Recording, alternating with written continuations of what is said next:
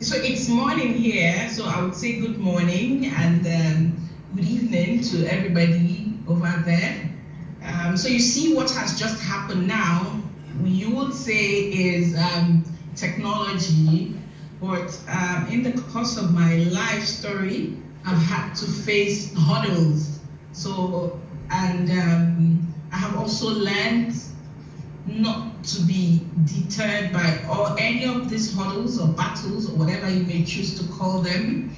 I like to break barriers, that's what I tell myself, and I like to achieve results. And so for me, the fruits that you're seeing, it's about progress, it's about life because it's green, it's fresh.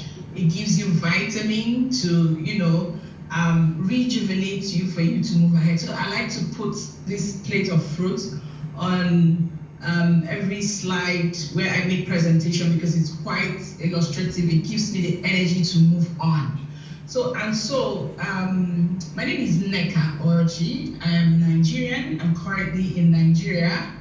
I'd like to tell you more about myself, really, before we get to the Nneka that we're seeing today. I haven't always been like this. I have been somebody else and, nurtured and groomed to who I am today. So I'd like to share some of my story with you. I may not be able to share everything because, we have time limit and then I have to make PowerPoint presentation. All about Nneka cannot really be captured in PowerPoint presentation, but I'll try my best as much as I can to walk you through my life journey and how I got to where I am today. Who is Nneka? So I was born in a small town in the Niger Delta region of Nigeria. It's called Ibuso town. I grew up in one of the suburb areas at the center in Lagos State. I am the youngest in a family of 6, 2 boys and a girl. Now, as a growing girl, I was very curious. I would love to ask questions. I had so many questions that I want answered. But my culture does not allow girls to talk. As a girl, you're not allowed to explore. You're not allowed to ask questions.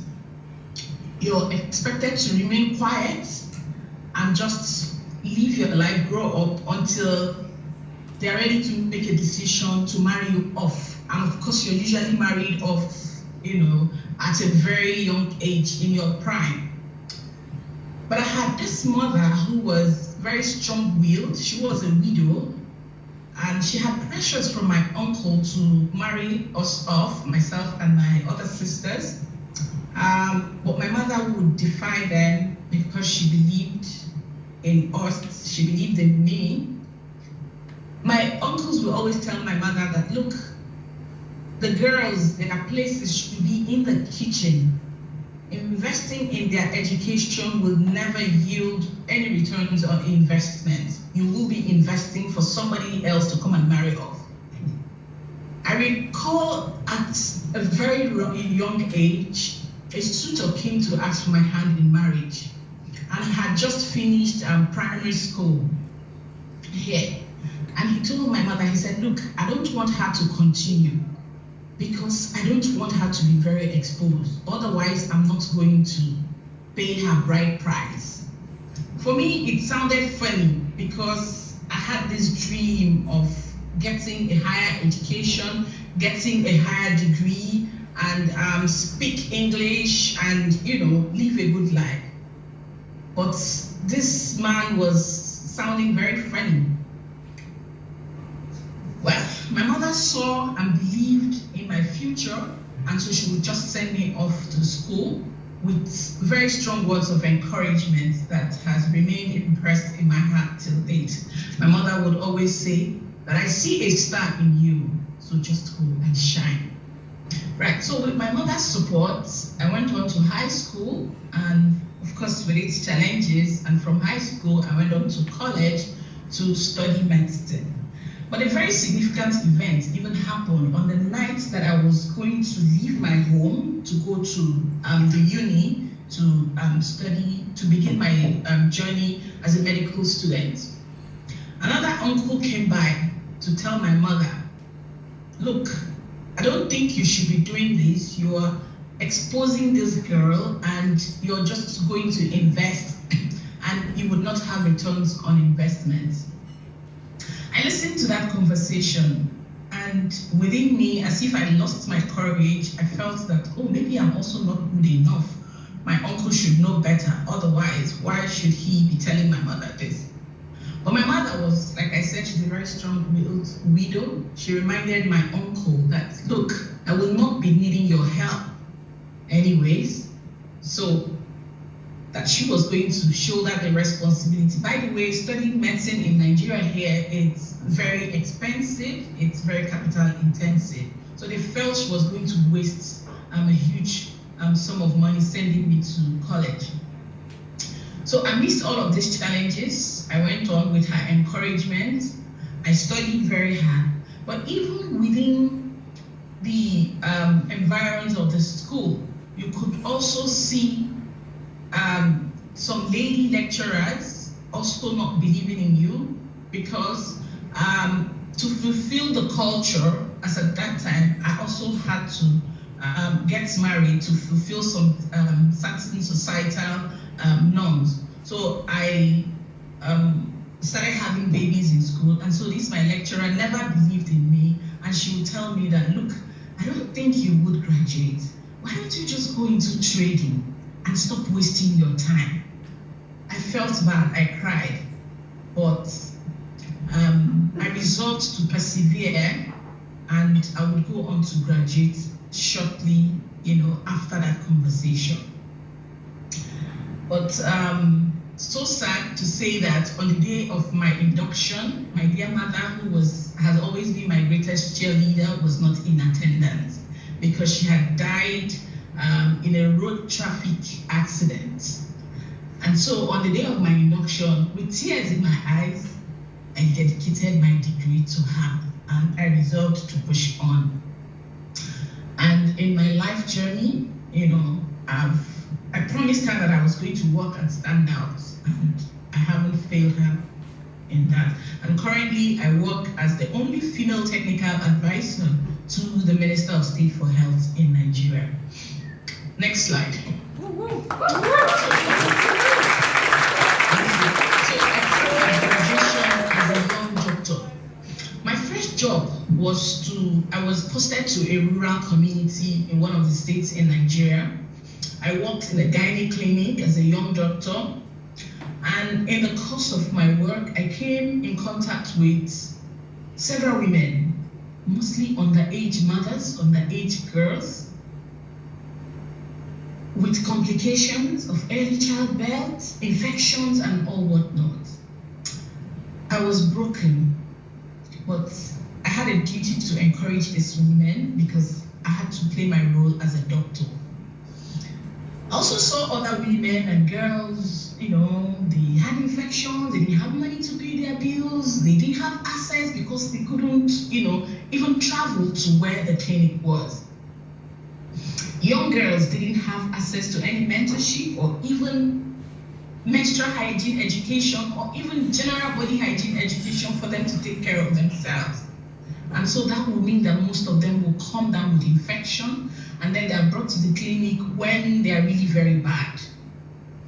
And for that reason, of course, if the person is smelling or is dripping of blood without knowing how to take care of themselves, they would have low self-esteem, they would not go to school, and they are usually ostracized because they are tagged unclean.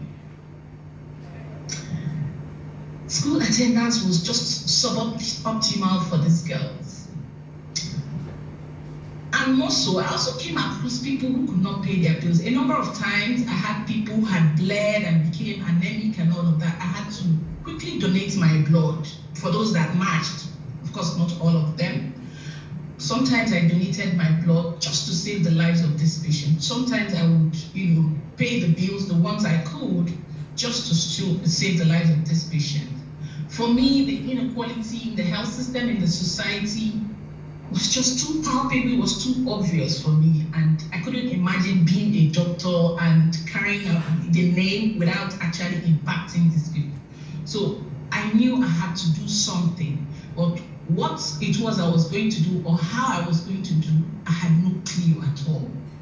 But I just knew that I had to do something. So my first instinct was to go beyond the clinic where I sat, seeing just one woman, one girl at a time. I needed to do something that would have that impact.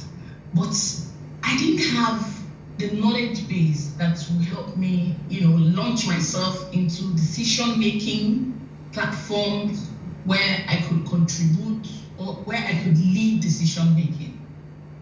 And so I knew I had to study, equip myself further for me to upgrade and get into that space.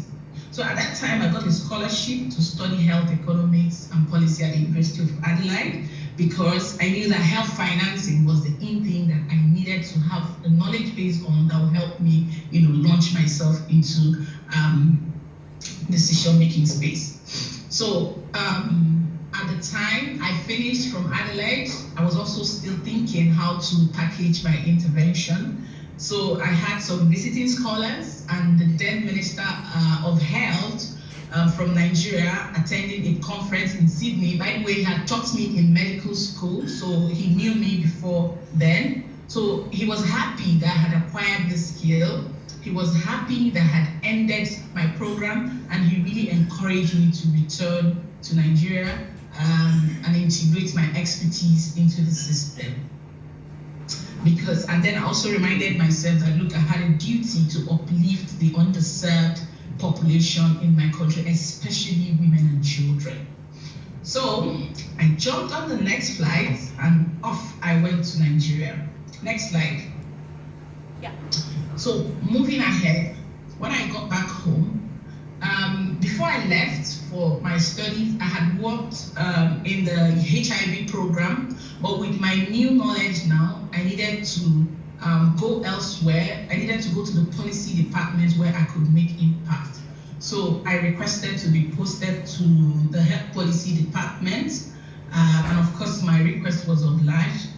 And it was good for me at that time. A new health law had been signed on, but the country had no knowledge on how to operationalize or how to, implement this new law.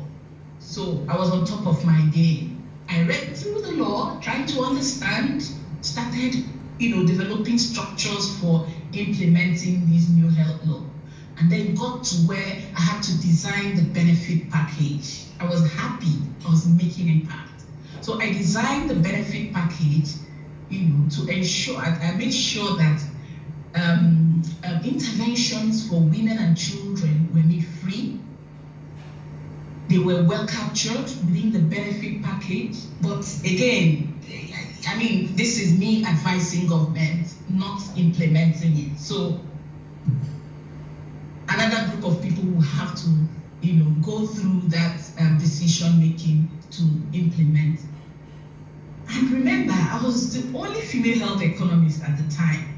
So both doing the work and decision making was a male-dominated environment. It was a tough job for me. It was a tough space, but I had to survive. Because like I always tell myself, I break barriers and I need to achieve results.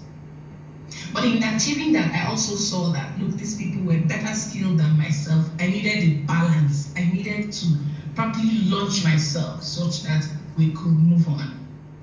I told myself, look, I needed another higher degree to equip me for tougher arguments and tougher times within my space. I needed to stand out. We continued the argument for implementing the benefit package.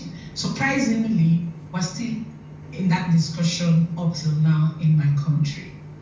But I'm happy to say that, the discussion has swayed, to my side.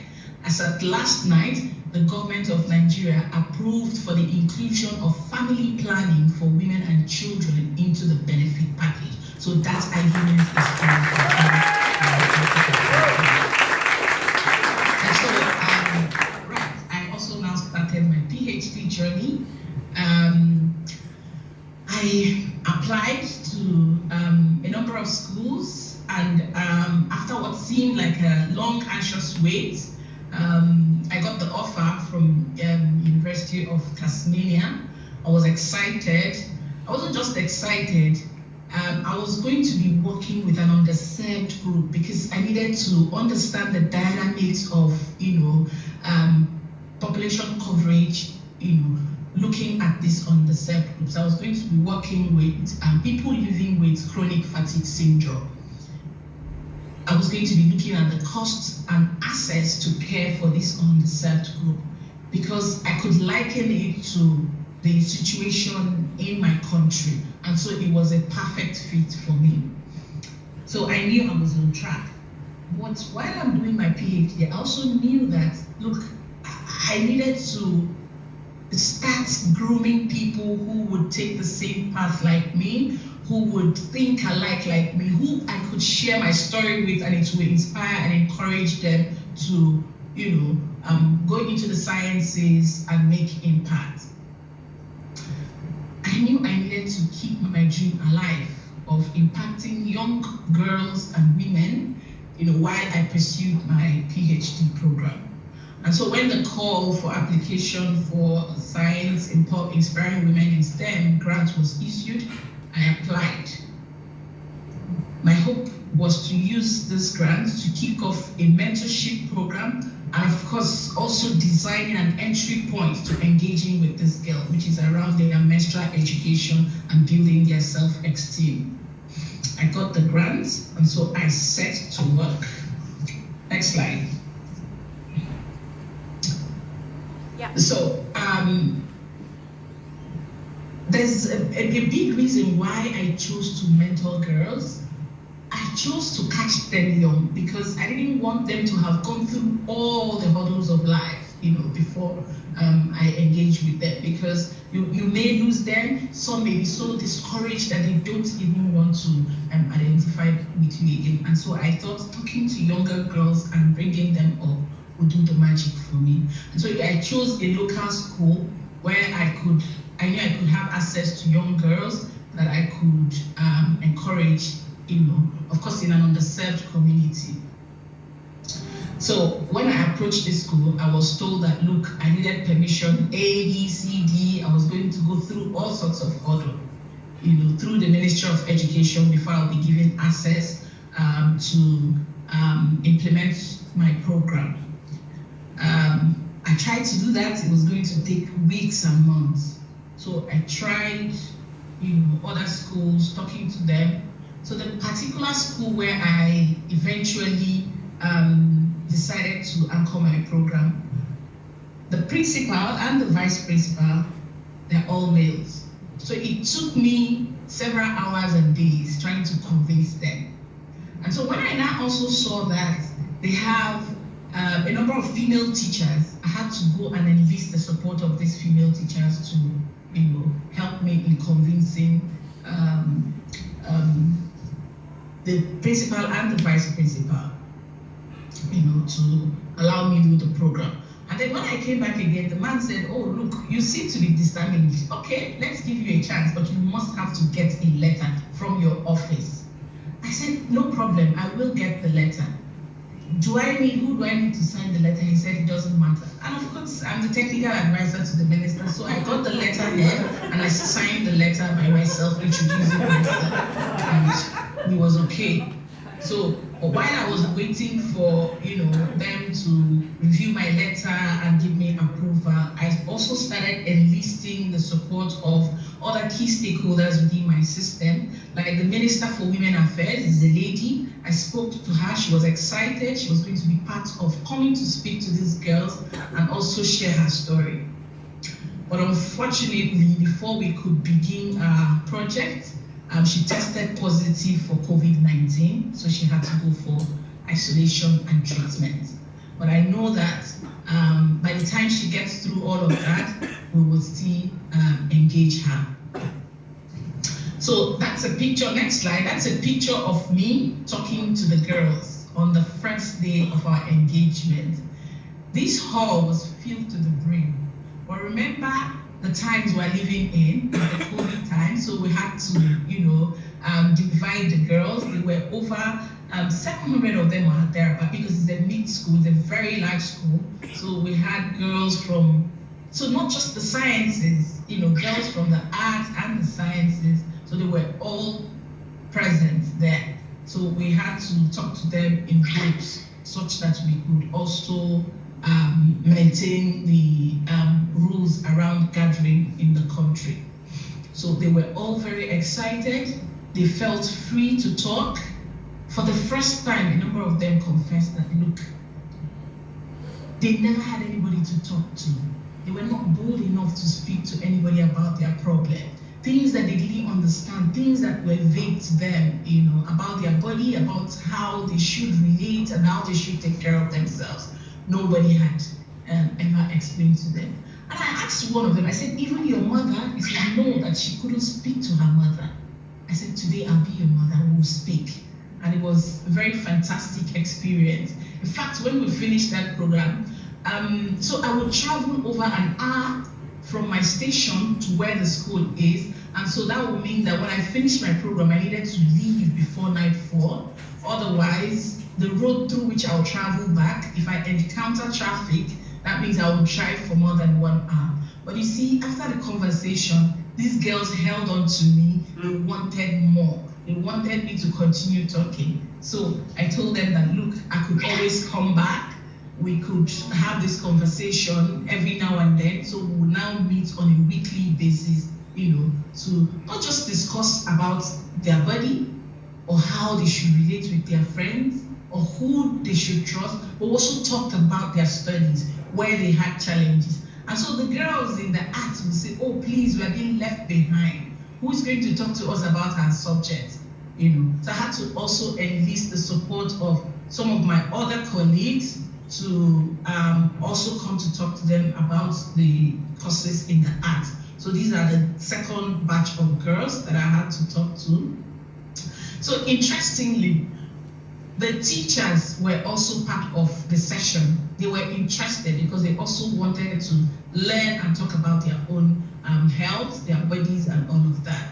And they could also understand that, look, they needed to make themselves available for these girls to relate and trust them and be open to engage with them. So, so these are our supplies of the sanitary pad that we gave to the girls. And also we printed jotters of trackers where they could track and write when they saw their period, the date started, when it ended, what they felt like, what happened, what was the color, how many pads they used, if there are any issues. And each time I stopped by the other week, we would discuss whether it's okay, whether everything is fine, whether there's a need for them to seek for help and all of that. So we took pictures with a few of the girls, also to encourage them and make them happy. They really didn't want me to go. So the lady on blue is my colleague who would take them on some of the subjects in the arts when we wanted to do review lessons on their work. So the teachers, anytime I'm not ready to come, they ask me, aren't you coming this week? I'll tell them, okay, I'll be late, but I'll come. So our first outing was very exciting. The girls engaged appropriately. They were happy that they had somebody they could trust, somebody they could talk to. So I also encourage the teachers that, look, I won't always be there. Please make them trust you. Make yourselves available to them so that they could speak with you and learn new things from you. So these are their menstrual trackers, the booklet where they could jot down what was happening to them, what they were experiencing, how the period was going, or if there's anything. And of course, we will go through and discuss about that each time I came back to. So this is me in my office when I took delivery of the cartons. I was happy. So I was looking at it that, look, I was going to impact. And so we also had a few pads that we left behind that we were going to go and share to a nearby community women, not just schoolgirls. we would also want to reach out to an underserved community of women. So this is the booklet that I printed for them. So inside you'll see the tracker for months, for each of the months. What was the color? Do you have, the length of the cycle? Because most of these girls are not sexually active, but it's a mixed school, so they also would want to learn how to protect themselves against any unforeseen thing. So these are some of the girls. And when we would do the review sessions for their subject, I would give them prize award just to encourage them to read and my battery is very low. To read and do well in their study. So moving forward, I hope to continue this work, especially taking it beyond the schools and into the communities. I hope to reduce the inequities in Nigeria's health system and in the society at large by going deeper into my research work and generating evidence for government. Good, I work in the government, so I'm able to pass on the evidence that I have generated, on how government should use its slim resources. By the way, our health system is poorly funded here, but currently I'm leading the discussion around strategic purchasing of healthcare goods in Nigeria and of course in the West African sub-region. And I hope to push further to ensure that women and children have access to what they need. And I also use my position and my connection to push this mentorship program such that it's embedded in schools. So I don't have to do it just in one school, but I will have to embed it in several other schools. And so that's why I'll continue to enlist the support of the key stakeholders within my system, and of course, from the science in the community to get strategic ideas and support on how to fully embed these efforts into my system. And for now, we have a WhatsApp chat group which we have set up for the girls. They are in school, they don't have access to phones, but their teachers do have access to phones. So at each point in time, when I'm not available, they send their questions to their teachers, and of course, I always have their phone up and running, and my colleagues who are the admins of those WhatsApp group, we answer their questions and do WhatsApp video calls with them to explain gray areas for them, such that they can prepare well for their exam. So my goal is to continue to contribute to building the next generation of lady and women scientists, not just in my country, Nigeria, but also people who would travel across the globe and provide support for building systems and building the society. I want to sincerely thank all the people that has helped me to push this through. It couldn't have been by my efforts, my family, my children, my teachers. My principal at work, the Honorable Minister, has been very supportive, so I think I should also say thank you to him. I mentioned that Procter & Gamble saw the good thing that we're doing and saw the benefit in our work and also supported us with a few cartons of sanitary towel for the girls. And then to this Science in the Pop community for supporting me with the grant to keep my dream alive. I couldn't have done it by myself, so I remain very, very, very grateful to this wonderful community. And then to my teachers at the Menzies School, they've been very wonderful.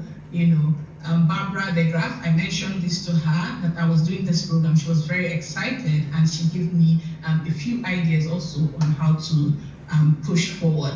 And to the entire community of the University of Tasmania, I think they've given me a wing to fly, and I'm really very grateful to them. Thank you very much, everybody, for listening.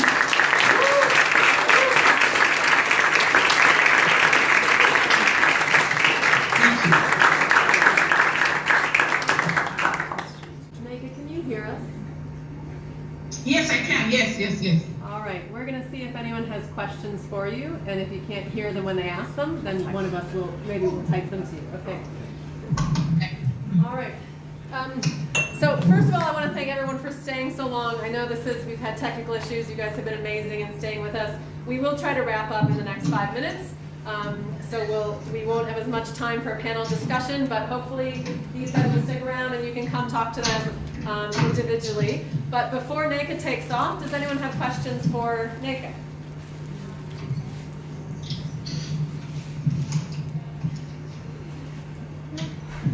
Go ahead. I don't know if you can hear me, but what is preventing people from actually talking about like menstruation? Like, Can't hear. Are you going to type it? Yeah. Yep. Okay. So she asked, what's preventing people from talking about menstruation? So what's preventing people from? Talking about menstruation. Okay. So first of all, for a girl to talk about menstruation, the fact that she's a girl. So here, when the girls are not groomed to be vocal, we're not groomed to be vocal. So that's a downside. And then even the mothers are shy to talk about menstruation to their children. The girls were able to also allude to that when I had conversation with them. So on both sides, the girls, the women, they're shy to talk about it because we're not groomed to be vocal. Issues around menstruation are perceived as dirty. They shouldn't be talked about. So it's your privacy, so you just deal with it. So that's the perception, around issues concerning menstruation. So even when I was, you could see in one of the pictures that I showed, during our first engagement. So the man sitting there is the vice principal of the school. Okay? Remember, my program is menstrual health and, of course, mentoring the girls. So he came to sit with us. Immediately, I started talking about menstrual hygiene. He stood up and left. He didn't stay to the end. Because, it's not something people talk about. You need to have all of the boldness and all of that for you to speak about menstruation in this society.